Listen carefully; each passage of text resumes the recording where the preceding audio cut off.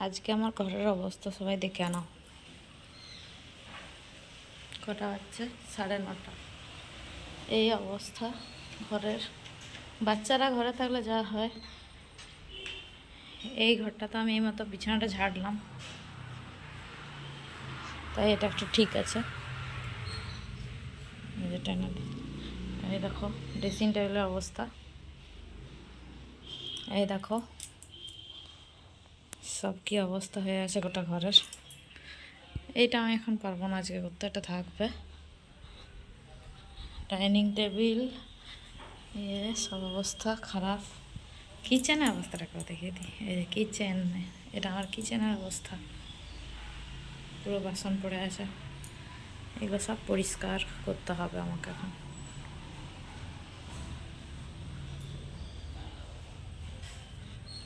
এইখানেও আমাকে বিছানার চাদর পাততে হবে। এই যে এই অবস্থা, পুরো নোংরায় ভর্তি।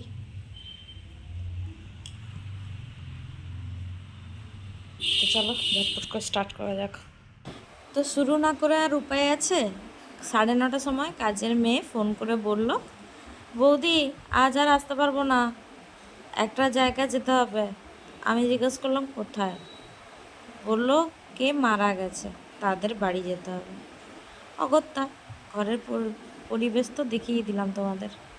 স্যাটারডের পর সানডে, আজকে শ্রাবণ মাসের 3য় সোমবার। তো দেখিয়ে দেওয়ার পর নিজেকেই লেগে পড়তে হবে সব কাজে।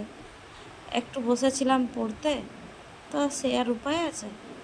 বিছানাটা ঝেড়ে নিলাম, ও ঘরেরটা তো আগেই ঝেড়েছি, এই ঘরেরটাও ঝেড়ে নিলাম। ভালোভাবে বালিশগুলো পেতে দিলাম। এরপর এই যে পাশ বালিশটা, এর কভারটাও মানে পরিয়ে দেবো। এটা নতুন করানো হয়েছে, এই কদিন আগেই বানিয়েছি নতুন। তো ব্লগটা শ্যুট করার পর আমি যখন এডিটিং করছি, তখন দেখছি আমার অবস্থা। একটা জিনিস আমি লক্ষ্য করলাম যে আগের সোমবারেও আমি যে নাইটিটাই পরেছিলাম, এই সোমবারেও আমি সেই নাইটিটাই পরে আছি। বাহ, কি মিল আমার! একই নাইটি একই দিনে। তো যাই হোক, বালিশের কভারটা পরিয়ে দিলাম। এরপর নিজেই শ্যুট করতেও হচ্ছে আর নিজেকে কাজও করতে হচ্ছে, একাই তো সব করতে হয় আমাকে। এই যে আমার এই বারান্দার অবস্থাটা দেখে বেশি কান্না পাচ্ছিল। আবার সব পরিষ্কার করে দেখো ভদ্রস্ত করলাম, ভদ্র মানুষের ঘরের মতো। সেই আমরা মেয়েরা, আমরা সব কিছু পারি বলেই তো আমরা নারী, আমরা সব কিছুই পারি। আমরা একটা সংসারকে গুছিয়ে রাখতে খুব ভালোবাসি। তো এরপর ডাইনিং টেবিলে চলে যাব। আর আমার চ্যানেলের যদি ব্লগগুলি ভালো লাগে তো অবশ্যই লাইক, কমেন্ট, শেয়ার আর সাবস্ক্রাইব করে দিতে একদম ভুলে যাবেন না কিন্তু। মনে করে লাইক আর সাবস্ক্রাইবটা করে দিয়ে যাবেন। আর বলবেন যে কেমন লাগে আমার ব্লগগুলো দেখতে। এরকম ধরনের ব্লগ দেখতে আপনারা কি ভালোবাসেন? আর কি ধরনের ব্লগ বানাবো সেটাও বলবেন। ডাইনিং টেবিলটা অনেক দিন মোছা হয়নি, তাই একটু ভাবলাম ভিম লিকুইড দিয়ে ভালো করে আজ মুছে দিই। আমার এই ডাইনিং টেবিলের উপর আমি কোনো টেবিল ক্লথ পাতি না, তাই ভালোভাবে মুছে দিলে না পরিষ্কার থাকে অনেক দিন।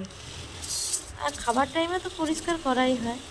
তো শ্রাবণ মাসের সোমবার, তাই সব কাজ সেরে বাসন মেজে রান্নাঘর পরিষ্কার করে তারপর স্নান করে পুজো সেরে অনেকটাই আমার দেরি হয়ে গিয়েছিল। তো প্রায় তখন 1:30 বাজে। তখন ভাবলাম কি খাবো কি খাবো, পেট তো খিদেতে চুইচুই করছে এত কাজ করার পর। তো ঝটপট সাবু ছিল বাড়িতে, সাবুর খিচুড়ি করে নিলাম। আগের থেকে স্নান করতে যাওয়ার আগে আমি সাবুটা ভিজিয়ে রেখে গিয়েছিলাম।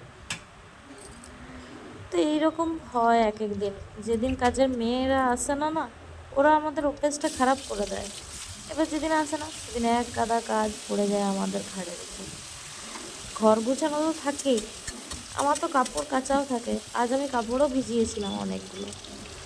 সব করতে করতে আমার প্রায় 1:30 বেজে গেছে। যাই হোক, সব কাজ সেরে পেটে যখন ছুঁচোতে ডন মারছে, সেই সময় এই গরম গরম খিচুড়ি করে নিলাম। ছেলে মেয়েরাও এসে গিয়েছিল, ওদেরকেও দিয়ে দিলাম আমার সাথে।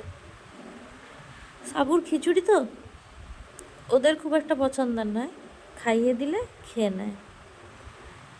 এইভাবেই কাটলো আমার শ্রাবণ মাসের তৃতীয় সোমবার। তোমাদের কেমন কাটলো অবশ্যই।